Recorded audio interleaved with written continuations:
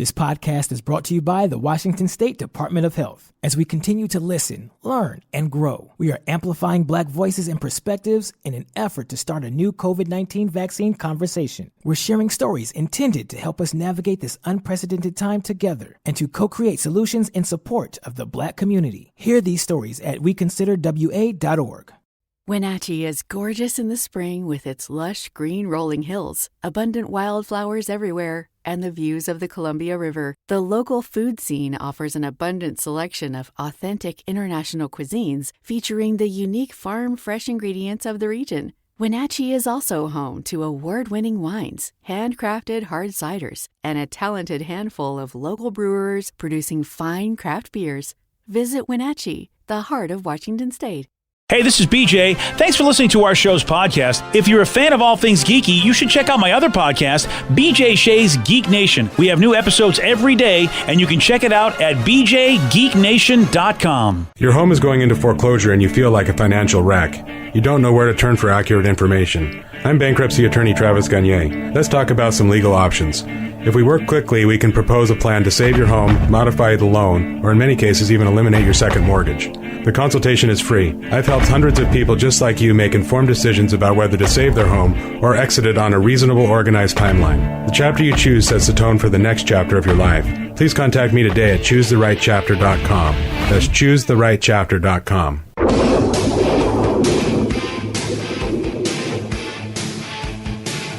.9 KISW, the Rock of Seattle.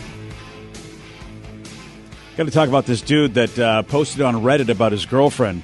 Apparently, she's been applying for jobs for months. No luck. Yeah, I feel like a lot of people are battling that right now. I see a lot of people on Facebook just saying, I've got another Zoom interview, which has got to be weird. Yeah. Yeah. And, of course, I mean, you know, people are trying to get employed when a lot of folks got unemployed during this whole COVID nonsense. So, I mean, this is not unusual. Though in this particular case with his girlfriend, it is unusual because there was a reason why she wasn't getting any nibbles, any bites. Nobody was really wanting to hire her. Turned out that the last time her resume got saved, her computer auto-changed the name at the top to her username, which happens to be Princess Banana Hammock. What? Which I knew Vicky would find that funny. Yeah, Vicky knows why.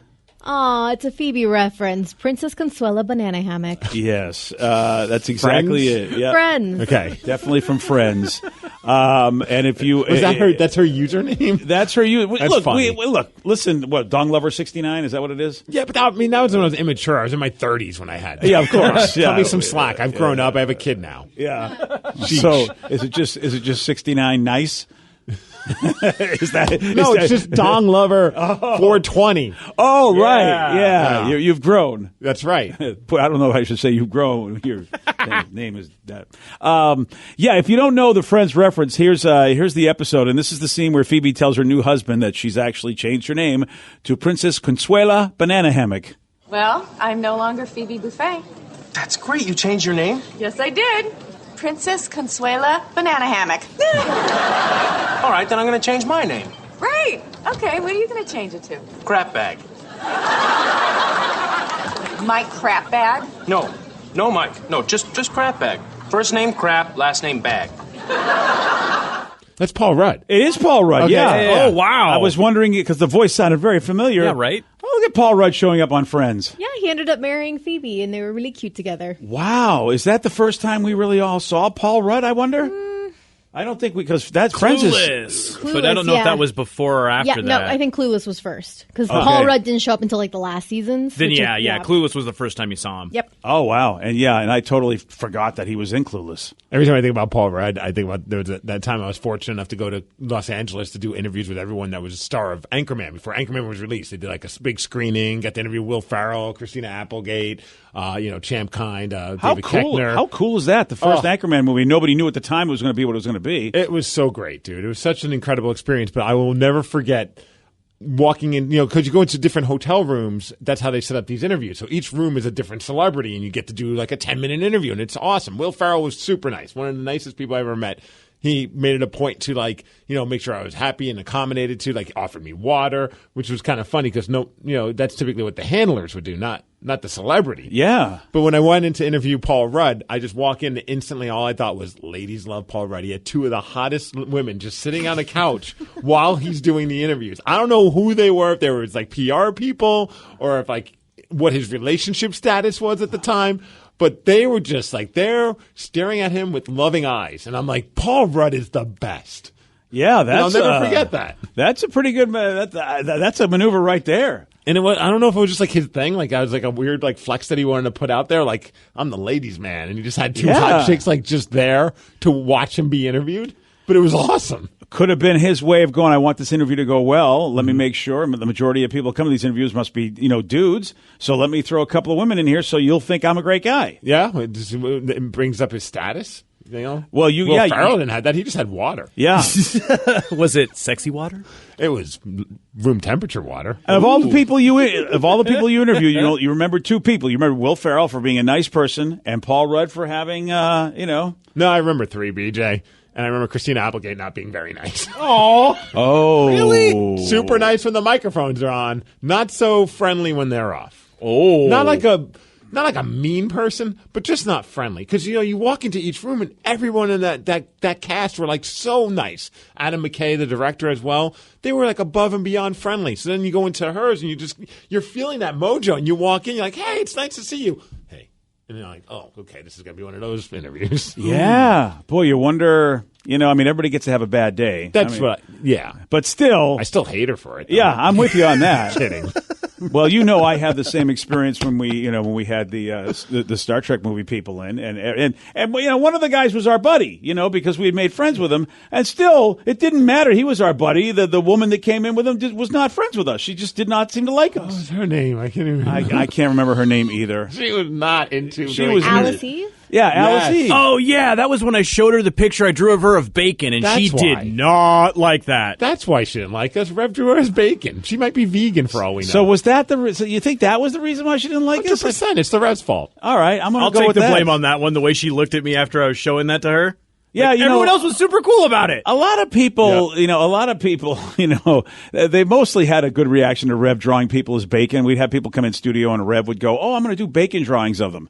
Felicia Day loved it. Yeah. I guess you got to know your audience. Probably Alice Eve is like, this is weird. And you're right. And Felicia Day and a lot of folks who are geeky probably thought this is unusual. And I love unusual, but apparently not Alice Eve. BJ and Migs, mornings on The Rock, 99.9 KISW. This podcast is brought to you by the Washington State Department of Health. As we continue to listen, learn, and grow, we are amplifying Black voices and perspectives in an effort to start a new COVID-19 vaccine conversation. We're sharing stories intended to help us navigate this unprecedented time together and to co-create solutions in support of the Black community. Hear these stories at weconsiderwa.org.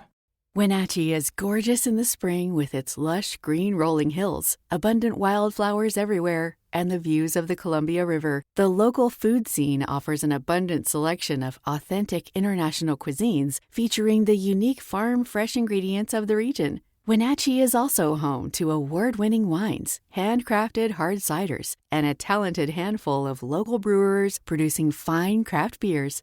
Visit Wenatchee, the heart of Washington State. Kickstart summer at Lowe's with Memorial Day savings on major appliances like the smart Whirlpool top load washer featuring the 2-in-1 removable agitator in a color you'll only find at Lowe's. Take it out for bulky items, leave it in for a more thorough clean. You can customize any load, plus skip steps with the Load and Go dispenser. Simply add detergent once and skip the refills. Memorial Day savings start now at Lowe's. Shop in-store or online today. Take the next step toward the career you want, be it business, cybersecurity, healthcare, or more. UMGC can help you get there. No application fee when you apply by August 31st. Visit umgc.edu, certified to operate by Chev.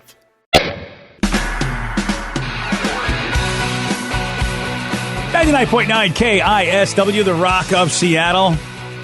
Well, this new survey is right in my wheelhouse. People were asked what future technology from movies and TV shows they'd most like to have in their lives.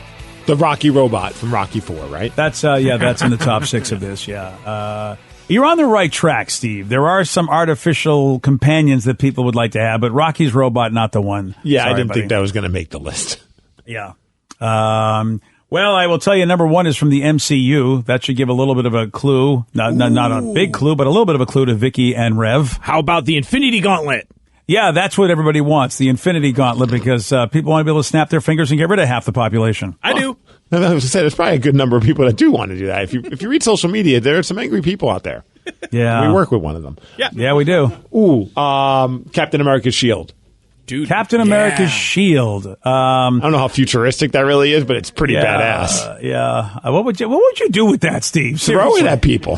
Okay, of well, course there you we would. go. All right, maybe I'll go in the woods and throw it at trees. Okay. I mean, yeah, because, Rev's snapping his fingers, getting rid of half of us. You're throwing your shield at people. This world's not going to be a good place once you two have your futuristic tech. No, honestly, I'd probably just mount it on the wall, maybe. Pardon me? Oh, on the wall. Okay. And I'd pull it out there on the 4th of July. Excuse me. And just walk around and be like, yeah, America. Is it bad that I really want to make a giant plate of nachos in it? Oh, no, there's nothing wrong with Just that. flip it around. Make a Vicky, pizza on it. Vicky, yours is at least the most friendly thing that a person would do with all this stuff so far. So I'm going to take yours, Vic. Plus, we might get fed some tasty nachos. Right. The number one thing that people want is the all-knowing AI assistant like Jarvis from Iron Man, who was voiced by Paul Bettany, who then later on became the Vision. I'm surprised they didn't ask for the Iron Man suit because it kind of comes together. You get both the suit and the AI.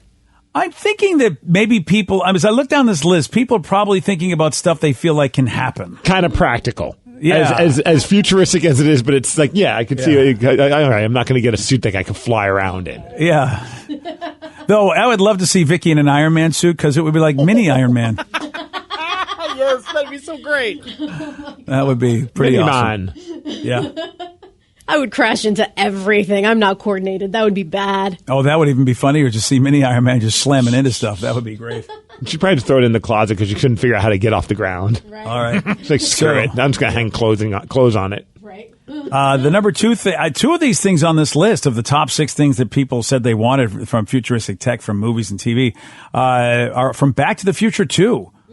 Which is really wild that actually stuff in that movie, people were like, yeah, I'd like to have that. The sneakers? The self-lacing sneakers? Yeah, But then they just kind of made those. Kind of, yeah. And was that 1 or 2? That was 2. That was 2, okay. It has to be the hoverboard. Yeah, right? Hoverboard. Good answer. Yeah, I would. Good Those answer. are the things I remember from Back to the Future 2. Sorry, but you're... I remember both those things from Back to the Future 2, and the things that they mentioned, I'm kind of like, I don't remember these things. Do you guys remember the windows that show different scenery? Barely. I remember that from Total Recall with Schwarzenegger, where he was able to watch the news and he flicked on a nice little scene on the wall of his apartment. I remember it from that. And then I started thinking about, was it Minority Report or Vanilla Sky? I can't remember which Tom Cruise film, where they walk into a room and the artwork changes based on the mood or whatever, or like they'd have like advertising on things. And I can't remember that. That was either. Minority Report, Okay. because they scanned your eyeballs. Yeah, that was so that's how they do that. That's right. See, from Minority Report, the thing I would want would be the 6-stick, which is the thing they poked people with. The cops did, so they immediately puked. I forgot about that. I've never forgotten about that. Oh, that'd That's be a fun great at weapon. parties. That'd be great. I mean, it is a great way to be able to subdue whatever your attacker without really hurting them so much. They just get all vomity. Of course, you got to get away from that because you all of a sudden you get sick all over you from the stick, and that ain't right. Vicky just showed me the scene from Back to the Future with the different scenery, and I completely forgot all about that. I don't know that scene either. need Vicky to showed watch me this too. movie. Yeah. I don't know. I don't remember that at all. Yeah. I have no clue what the heck that is. And it's pretty cool. And you can do that now. You just stick a projector on your wall, and you would just have that. That's true. Yeah, and just get like some the old school blinds that you just pull down. That'd be so funny. Why do you have blinds against your wall? Well, when I want to go see anything. I mean, at that point, your plasma TV can do that. Yeah. Seriously, like, for instance, I mean, if you let Comcast sit for a little bit, they have beautiful scenery that shows up on the screensaver. Okay, I've got a dumb one, and I know it'll never happen. But I mean, if we're talking about futuristic tech, I want a car that can fly that can be folded into a briefcase. Nice.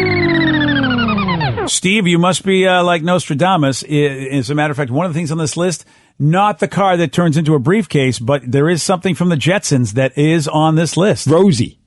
Yeah, I want Rosie the robot. Yeah. Okay. She was pretty awesome. There is something like Rosie on this list, but it's not from the Jetsons. It's from a couple of another movie that somebody wants somebody who is a lot rosier than Rosie. Jane, you know what I mean? His wife. Okay, well, she's not tech, Steve. She was a real cartoon person.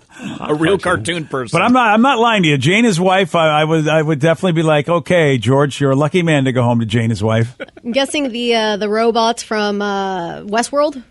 Not a bad call. Except those robots, it doesn't end well, Vicky. I don't want any of those robots on Westworld. But I mean, they were pretty sexy before they went crazy. Yeah, Maeve was fantastic, but then you know what? It doesn't end well with Maeve. What the hell does that have to do with the Jetsons? Well, Nothing he at said all. something like kind of robotic and from a different movie. Oh, okay. And like rosier than Rosie, so I'm Yeah. like, it's got to be the sex robots. Vicky's right. I mean, I do have a Jetsons related. What episode was that? I know Elmo probably went through puberty at some point, but geez. Yeah, I missed that episode. Elmo or Elroy? It's Elroy. Yeah, that's Elroy. it. Elroy. Who did I say? Elmo? Elmo. Yeah, you did. Well, you can tell somebody has a small child in his house. Yeah, didn't they tickle Elroy? I don't think so. No, Elroy. different show. Elroy. All right. So yeah, Vicky was right. I did sort of go all over the road with a clue, but let's get back to the Jetsons. For me, this would be out of Star Trek, but the Jetsons as well. The Foodomatic machine from the Jetsons that could make any type of food by just pressing a few buttons. Okay, that would be pretty awesome. And for us Star Trek fans, replicators do the same thing, and I would love those. But couldn't the replicators replicate anything? You can do like clothes and stuff too. Yeah, eventually you're absolutely right, Rev. It used to just be food in the old G show, and then all of a sudden, you could make anything. You could make engine parts, you could make weapons, you could really do anything with the replicator. See, now that's badass. But wasn't it called? It was called the Foodaraka cycle.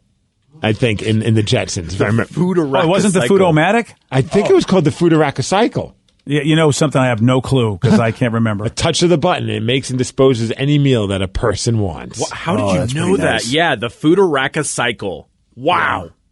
I remember from Lost in Space, and this is, I mean, you talk about so dated. Here you've got these bunch of adventurers going out into space, and they're all supposed to, you think by the time that they're able to travel to different planets, that men and women would basically, be as smart as each other and do whatever jobs need to be done. But it was always left to Maureen to have to do the laundry or the space laundry. And she would just take all her clothes, throw it into this box, the lights would flash a little bit, and then she'd open it up and they'd all be folded and clean. Dude, you remember when we went to I wanted one of those. we went a couple years ago, BJ and I went to CES in Vegas for like the Consumer Electronics Show. And I remember when we were looking at what are the things that we can look forward to seeing. And one of the things that was being talked about was a self-folding laundry setup. Yes. And you and I, we made it a point to go to that exhibit, and it was such a letdown. It really was. It wasn't nearly as cool as we thought. It was clunky, and it really didn't do what you thought it did. Yeah, I mean, I thought, because again, I was thinking that Lost in Space machine has come to life. Right. I was like, can we get one? What do we have to do to make this happen? Steve and I both, you could tell Steve and I both were on laundry duty at the time, and we were like, this would be great. Yeah. Oh, man. Yeah, it wasn't nearly as awesome as we hoped, though. Nope, not at all. Now, the last two on this top 6 list involve, you and getting some companionship one way or the other. Some people would love to have a voice assistant who also has a personality that you might fall in love with, like in Her, which I believe ScarJo was the voice of Her, if I'm not mistaken. I've never seen the movie. I've heard about it, but I've never seen it. Yeah. It's a good movie. It's slow. It's got Joaquin Phoenix, but it's slow, but it's good. And yeah, you know what? You do definitely fall in love with that character if you're a weirdo like me, and like Joaquin Phoenix. Well, one person brought up a point. He's talking about that. Then what about the O-gun from Orgasmo? Wow. Well, there is that. The Orgasmorator. It was a ray gun that forces orgasm upon whomever it was fired at. And I don't know how many of you saw. Yeah, I know that. Well, either you make them sick with a sick stick, or you do something with a stick to make them feel another way. I mean, you could have a lot of fun with that, and then put people in very awkward situations. Oh yeah, I was recently watching a show. You remember in Doom Patrol, Vicky, that dude that could make everybody get to that place? And it's great to see people just go, wait, don't be doing that because I'm going to go there. And like an entire group of people going there. Yeah, like you're at like some random, like you're waiting in line at like a gas station and you just go, and all of a sudden the person in front of you is like, yeah. Oh, yeah. Wow. Yeah. You do that with everyone. Everyone will leave the line and then you're first. Exactly. Yeah, brilliant. And for some of us, you're just like, no, I'm not. No, now I have to. No, now I got to change. That's not cool. Now I've got to change. Finally, I don't know how many of you saw Blade Runner 2049, but there was a great holographic companion named Joy. And boy, everybody, yeah, I remember Joy. She was like, that would be kind of cool to have that if you are a lonely person. Joy really? She was fake. She always said the right thing. She was nice to you. You know, I mean, you really couldn't super interact with her, but, I remember John Rappaport. Is that his name? No, Michael Rappaport. Michael Rappaport. Thank you. It was an Arnold movie where he actually did have a companion, and he had stuff he attached to himself, and Arnold walked in on him while he was getting busy with himself with this hologram. So I was like, yeah, I could see people wanting that kind of thing. The most popular one on our text line, a lot of people have been suggesting this one. It goes right in line with you, BJ, the holodeck from Star Trek, sorry. Whoa, yeah. The holodeck would be pretty wild. What is the holodeck? Basically, it is a giant room that makes you believe you're anywhere, and it basically takes matter and will create any scene you want, and you think you're climbing mountains, you think you're going places, any place you want to be, the holodeck can recreate it. Kind of like a virtual reality thing? It's totally, a super virtual reality without the glasses. Yeah. Yeah, that's a good way to put it, Steve. It's virtual reality without the glasses. And you're actually touching stuff. Like you can feel you can feel rock and you can feel dirt. And I mean, you know, not to get too geeky on it, but we always wondered, like, okay, they're like walking miles. How could they be walking miles without running into the wall at some point? Yep, the floor's a treadmill. Come on. Oh, okay, fine. There you go. There you go. So then, I mean, could you like visit like a brothel? And yes. The holodeck? Oh, yeah. Forget about it. As a matter of fact, on Deep Space Nine, the character Quark, basically, they were holographic brothels. That's what he had in his bar. Oh, that's why they called that episode Deep 6-9. Now I understand. That's what it was, yeah. And the Orville, which was Seth MacFarlane's version of Star Trek, basically, they have one where there's a group of Mocklins just doing dirty things. It was pretty awkward because it's an all-male species and they look like these giant kind of monsters. Yeah, it gets weird. All right, then my question is, like, if you get it, if you do, you know, you're bumping uglies in the holodeck, are you actually doing it with somebody, or is it just like a virtual reality fake thing? Like, could you get the syphilis from someone, or is it like, or is it safe? They are 3D holographic characters, so you can touch them and feel them, and that was kind of one of the things in the episode where this Quark guy was creating images of real life people that were on the station, because people said, I would really like to bang the second officer. Can you make an image of her? Mm-hmm. And she found out, and of course went ape-ass, like, and you know, how can you be having this brothel version of me that people are railing? And it's you can touch them, feel them, and you can program personality into them, at least within the Star Trek holodeck world. But could you like impregnate them or get, you know, like, you know what I mean? Like, they have safeties, so like you can fight people, but the bullets don't hurt you, but the bullets, you know, will hurt them. So they have so I imagine the safety program could keep you from impregnating anybody if you really wanted that. I mean, these are the questions we need to know. You need to know, Steve. I know. Weird line of questioning. Yeah, nobody ever asked that on Star Trek, on any of the Deep Six, Deep Space, nothing. Nobody ever said, "Hey, Quark, I'm not going to impregnate anybody in there, am I? Do I have to wrap this rascal or not? What's going on here?" Yeah, there's probably some fan fiction out there, Steve, that answers that question in ways you don't want to know. But no, you really don't. You know, I'm going to steer away from that Google search. Yeah, thank you, Steve. Though you've made me think of Star Trek in a completely different way. Thank you, sir. Right. Today's podcast was brought to you by Travis Gagne, bankruptcy attorney. He's here right now and has agreed to answer more of your questions about bankruptcy. How do I know if bankruptcy is going to provide me with relief? What are the steps for my situation? There's so much information out there about bankruptcy with the internet and what people have heard from friends and other people that they've talked to about their financial issues or bankruptcy. There's also a lot of bad information out there or urban legends about bankruptcy. In order to determine whether bankruptcy makes sense for you, you need to talk to an attorney that's experienced in bankruptcy. So in order to determine whether bankruptcy makes sense for you, you should talk to an experienced bankruptcy attorney. And my job is not to convince you to file bankruptcy. My job is to help you to make that decision and have all the facts so that you can make an informed decision about whether bankruptcy makes sense for you, what benefits it's going to have for you, and what the downside of filing bankruptcy is. Thanks, Travis. If you have more questions about bankruptcy, you can reach out to Travis anytime at ChooseTheRightChapter.com. This podcast is brought to you by the Washington State Department of Health. As we continue to listen, learn, and grow, we are amplifying Black voices and perspectives in an effort to start a new COVID-19 vaccine conversation. We're sharing stories intended to help us navigate this unprecedented time together and to co-create solutions in support of the Black community. Hear these stories at weconsiderwa.org.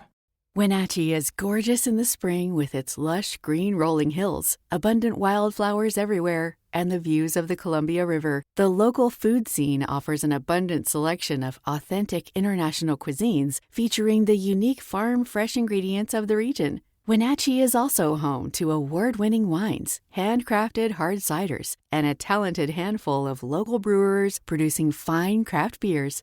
Visit Wenatchee, the heart of Washington State. Kickstart summer at Lowe's with Memorial Day savings on major appliances like the Smart Whirlpool Top Load Washer, featuring the 2-in-1 removable agitator in a color you'll only find at Lowe's. Take it out for bulky items, leave it in for a more thorough clean. You can customize any load, plus skip steps with the Load and Go dispenser. Simply add detergent once and skip the refills. Memorial Day savings start now at Lowe's. Shop in-store or online today.